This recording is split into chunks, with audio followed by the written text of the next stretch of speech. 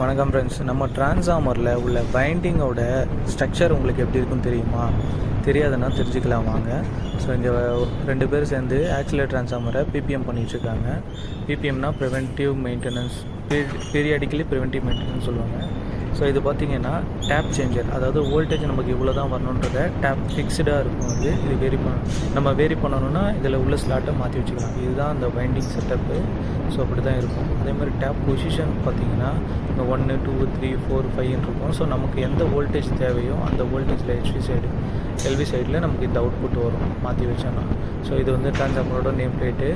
இது வந்து delta to star type transformer.